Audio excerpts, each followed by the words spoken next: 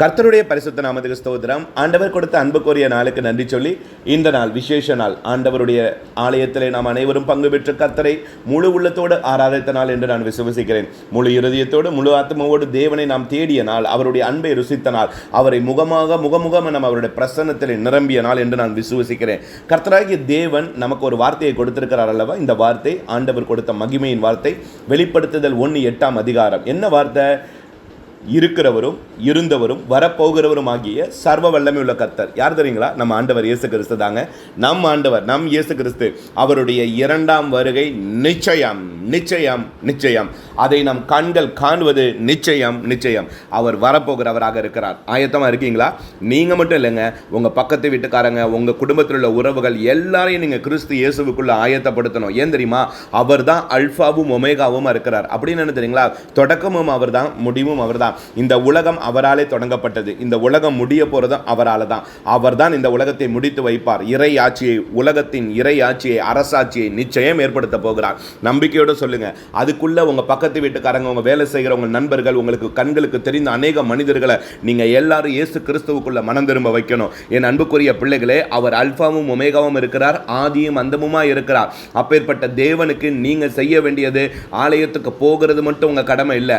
அநேகர்களை இயேசு கிறிஸ்துவுக்குள்ள ரட்சிப்பின் பாதையில வழிநடத்த வேண்டியது உங்கள் ஒவ்வொருவருடைய தனிப்பட்ட பொறுப்பு இருக்கு. அதற்காக தான் நீங்கள் கிறிஸ்துவராக பிறந்திருக்கிறீர்கள். அதற்காக தான் நீங்கள் கிறிஸ்துவால் அறிந்து கொள்ளப்பட்டவர்களாக இருக்கிறீர்கள். என் அன்புக்குரிய பரலோக பிதாவினால் ரட்சிக்கப்பட்ட தேவ பிள்ளைகளே, வர இருக்கிறவர் சர்வ வல்லமையுள்ள கர்த்தர். அவருடைய இரண்டாம் வருகை நிச்சயம். நம் ஆண்டவர் இயேசு கிறிஸ்துவின் இரண்டாம் வருகை நிச்சயம். அவருக்காக உழைக்கக்கூடிய பிள்ளைகளாக நீங்களும் நானும் மாற வேண்டும் என்பதே அவருடைய விருப்பம். அநேக மக்களை பரிசுத்த பாதையிலே நடத்த வேண்டும் என்பது விருப்பம். என் அன்புக்குரிய பிள்ளைகளே, நீங்கள் மற்றவங்களை பரிசுத்தத்தில் நடத்துவீங்களா? நீங்களும் நானும் பரிசுத்தத்தில் வாழ்ந்தா போதுங்க. அதுவே கர்த்தருக்கு நாம் செலுத்தக்கூடிய ஒரு உயர்ந்த பலி. ஆண்டவருடைய வசனம் சொல்லுகிறதுல பலியை அல்ல, இரக்கத்தையே விரும்புகிறேன்றாரு. நம்ம பாவம் செஞ்சுட்டு நம்ம கொடுக்கக்கூடிய காணிக்கையை அவர் என்னைக்கே விரும்ப மாட்டாரு. அவர் விரும்புவதெல்லாம் இரக்கத்தை தான். அவர் எப்படி இரக்கமுள்ளவராக இருக்கிறாரோ அதே போல நீங்களும் நானும் இரக்கமுடையவர்களாக இருக்கணும். இந்த வாரம் மட்டும் இல்லை, இந்த மாசம் மட்டும் இல்லை, இனி வரக்கூடிய ஒவ்வொரு நாளும் நீங்கள் கொடுக்கும் பலியை காட்டிலும் நீங்கள் கொடுக்கக்கூடிய இரக்கமுள்ள வாழ்க்கை தான், இரக்கமுள்ள அன்பு தான் ஆண்டவர் விரும்பக்கூடிய ஒப்பற்ற பலி.